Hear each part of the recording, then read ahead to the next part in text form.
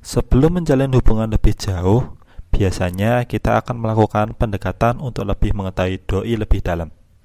Masa ini biasa kita sebut sebagai pendekatan atau PDKT. Gimana sih tips psikologi buat kamu yang baru PDKT ke seseorang?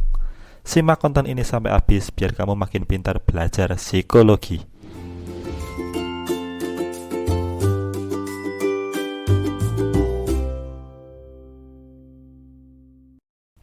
Selamat datang di Psikologi untuk kamu. Buat kamu yang baru pertama kali ke channel ini, salam kenal. Kami adalah channel yang membahas tentang psikologi yang diulas dari kehidupan sehari-hari. Oke, di video kali ini aku akan membahas gimana sih tips psikologi buat orang yang lagi PDKT. Dalam PDKT, kita pasti menginginkan bahwa kita bisa diterima oleh dia. Of course, secara umum biasanya kayak gitu. Hanya aja, kadang kita kelupaan sedikit bahwa PDKT yang baik itu juga melibatkan bahwa dia bisa kita terima. Kalau udah saling menerima keberadaannya, kemudian saling nyambung, baik secara obrolan, minat, kenyamanan, dan nantinya muncul benih-benih perasaan yang selanjutnya. Well, mari kita menuju tips dalam melakukan PDKT. Yang pertama, jadilah menarik secara penampilan. Gak melulu wah, hanya aja tampilan versi terbaik dari dirimu dengan tetap mempertahankan ciri khasmu. Jangan sampai berlebihan yang membuat kamu seolah-olah bukan kamu banget. Jangan menipu di awal pertemuan. Kalau awal aja udah main tipu-tipu, gimana nanti hubungan ke belakangnya? Ya nggak? Kedua, saat ngobrol dengan dia, tunjukkan antusiasmu. Antusias dalam ngobrol sama dia menunjukkan kamu tertarik sama dia, membuatnya merasa dihargai dalam PDKT, dan mulai membuka diri kepadamu untuk bisa dikenal lebih jauh. Kemudian yang ketiga, tips komunikasi 1. Ketika ngobrol sama dia, tatap mata dia dengan lembut. Kata orang dulu, mata adalah jendela hati. Yap, dari tatapan mata yang bertemu ke mata akan membuat sebuah koneksi. Ini tuh kayak misal kamu udah deket banget sama sahabat kamu, terus saat ada momen tertentu, hanya dengan saling melihat mata aja, kamu sama sahabat kamu bisa paham apa pesan yang ingin disampaikan. Nah, kayak gitu nantinya kalau udah terjalin hubungan yang sangat dekat, bisa jadi makin pekat juga. Kemudian tips komunikasi kedua, saat dia cerita, berikan telingamu. Maksudnya adalah sedikit condongkan telingamu ke arah dia bicara, tapi secara natural ya, jangan terlihat terlalu mencolok dan agresif. Secara orang cerita pasti pengen didengar. Dengan bahasa tubuhmu yang menyondongkan badan ke arah dia, membuat dia merasa diperhatikan.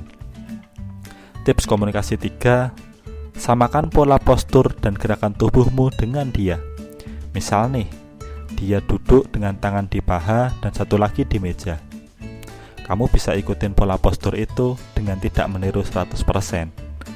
Hanya cukup polanya aja dibuat mirip, yaitu satu tangan di paha dan satu tangan di atas meja. Di awal, lakukan ini secara perlahan agar dia tidak merasa risih.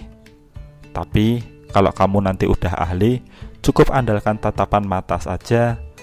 Otomatis kok kamu udah bisa menirukan pola postur tubuh dia secara alamiah. Next, tip komunikasi 4. Temukan persamaan antara kamu dan dia. Bahas lebih banyak tentang persamaan kamu sama dia dibanding dengan perbedaannya, karena itu akan terasa lebih menarik untuk digali lebih dalam. Oke, tips yang ketujuh yaitu ceritakan tentang dirimu tanpa harus terlalu muluk-muluk. Intinya adalah tampilkan dirimu yang sesungguhnya. Biar apa? Ya biar nantinya jika PDKT kamu berhasil, kamu bisa diterima dengan apa adanya kamu, bukan hanya dengan kesan pertama kamu.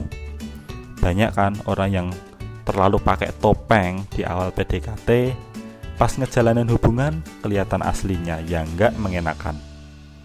Oke, next tips ke-8 yaitu mendekati orang-orang terdekat dia juga bisa jadi pilihan yang perlu dipertimbangkan. Dengan mendekati orang terdekatnya, kamu bisa sedikit banyak tahu lebih jauh tentang dia dari orang terdekatnya. sekaligus membuat dia juga merasa bahwa orang terdekatnya aja menerima kamu kok, berarti kamu aman dalam tanda kutip ya. Tapi perlu dipertimbangkan juga apakah dia membolehkan kamu untuk melakukan ini atau enggak. Karena kalau enggak, ya jangan. Karena kalau kamu memaksakan, dia justru akan ilfil. Yang kesembilan, enggak kalah penting, ketahui juga segera bahasa cinta dia. Kamu pasti udah sering dengarkan soal ini. Misal nih, kamu sejak kecil gunain bahasa yang digunakan sehari-hari itu bahasa Sunda dan Indonesia. Kalau aku ajak ngobrol bahasa Minang dan bahasa Perancis, nyambung nggak obrolan kita? Enggak kan?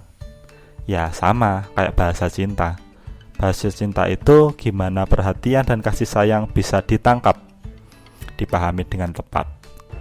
Secara umum bahasa cinta itu ada 5. Yang pertama pujian sanjungan, kedua bantuan layanan, yang ketiga hadiah, yang keempat waktu berkualitas, dan yang terakhir sentuhan fisik. Ketahui segera bahasa cintanya, lalu gunakan bahasa cinta itu untuk menunjukkan perhatian kamu. Secara lebih detail akan aku bahas di video lain ya, jadi simak terus channel ini. Oke, yang tips terakhir yaitu walaupun dengan kemampuan PDKT yang bagus, tetaplah jadi dirimu sendiri. Jangan seperti kaleng kongguan yang diisi kerupuk atau rengginang, menarik di luar tapi dalamnya ternyata berbeda, gak sesuai dengan tampilan awalnya. Ini bikin dia akan kecewa, dan PDKT-mu seolah cuma formalitas belaka. Padahal intinya kan dari PDKT itu, kalau cocok bisa diteruskan ke tahap selanjutnya. Kalau gak cocok, ya jangan dipaksa, karena akan menyakitkan akhirnya. At last, PDKT itu menurutku mau pakai trik apapun, jangan lupa untuk jadi diri sendiri dan tetap terus belajar menjadi versi terbaik dari dirimu. Beneran baik, jangan cuma pura-pura, karena yang bermula dari tidak baik akan berakhir juga dengan hal yang sama. Well, aku si Denny dari Psikologi untuk kamu.